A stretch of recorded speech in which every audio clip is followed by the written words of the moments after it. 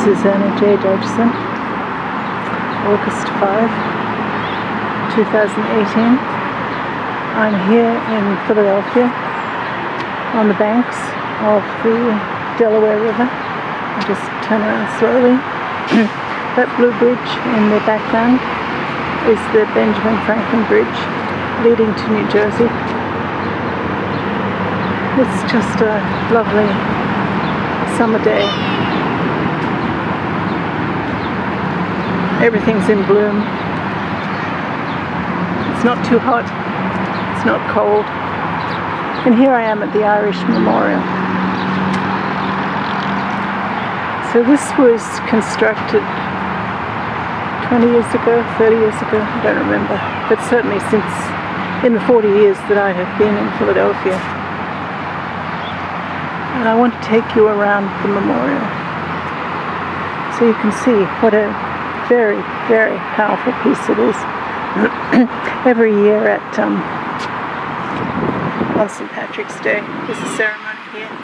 People come from Ireland and from Irish clubs all over Philadelphia, and they plant shamrocks.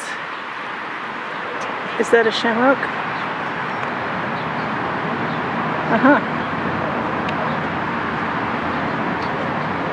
How about that? Usually they don't survive. And every year shamrocks are planted. But that's the Irish for you. Keep on trying.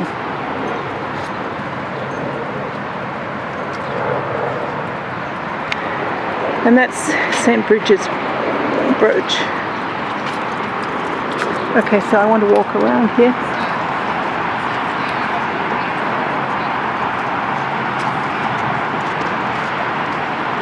So this is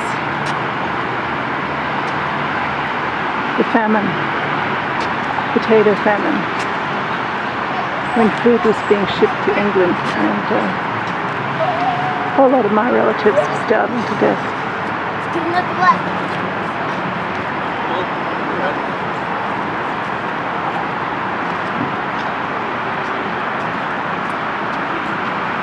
All right, Jerry, come on, yeah.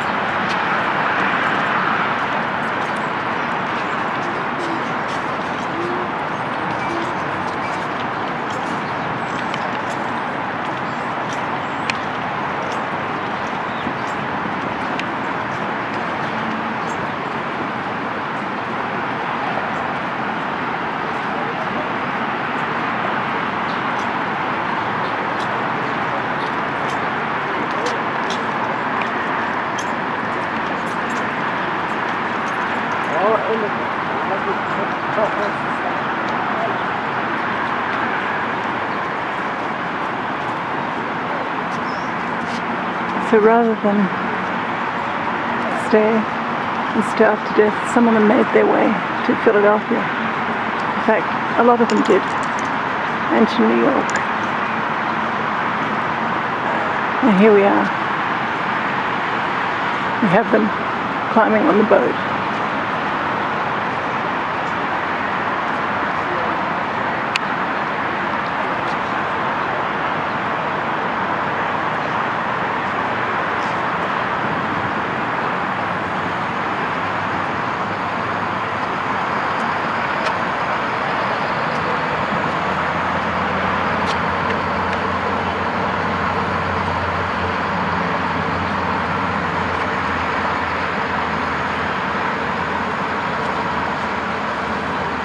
Erected to commemorate Ireland's Great Hunger of 1845 to 1850, when more than 1 million Irish were starved to death and another million forced to emigrate. We celebrate the indefatigable spirit of the Irish that enabled them to triumph over the tragedy. Here we have a poem. Remembrance. The hunger ended, but it never went away. It was there in silent memories from one generation to the next. The time to take away the silence has come, to commemorate, to mourn what was lost, to celebrate what survives without apology or fear. We have it in our power not only to remember what took place, but to relive it, to find in the hungry and lost not a different race, but the faces of our ancestors, an image of ourselves. by Peter Quinn. This is even more relevant at the moment. We have climate change causing hunger all over the world. We have violence. Here you see, there we are. These are our relatives standing at the dock waving goodbye.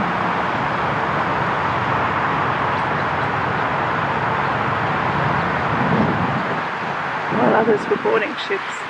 I just think, I've been walking past this memorial for years, and I just always find it so incredibly powerful. And here they are, coming off the boat with their few possessions, looking out to an uncertain future. And a lot of them didn't survive. I know I haven't found any of my relatives that survived. But there was massive migration from my family, which were Dohertys and McMordys.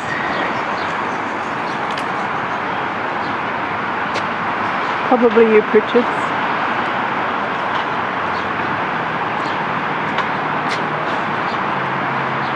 In 1845 to 1850, there were open borders. People could just come. There was none of this, oh, we can't take more than 50,000 refugees or 40,000 or none. There were open borders everywhere around the world. My family didn't just come to the United States, they went to Canada, they went to Australia, they went to South Africa.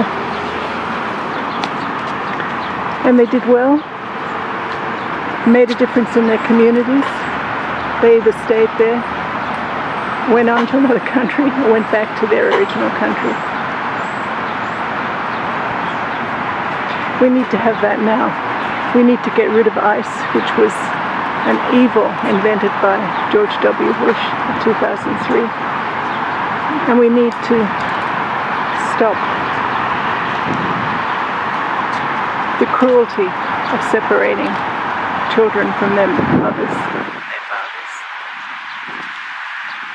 Deporting anyone who applies for asylum because they've left their home because it was too dangerous to stay. One myth is that if you open borders, everyone just wants to come. Well, of course, that's not true.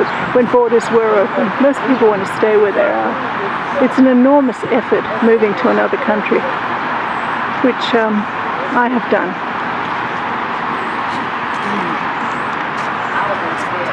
But for me, and my age, to move back to the country where I came from, any of the countries I came from, it's just such an enormous effort. I can't handle it myself without an enormous push.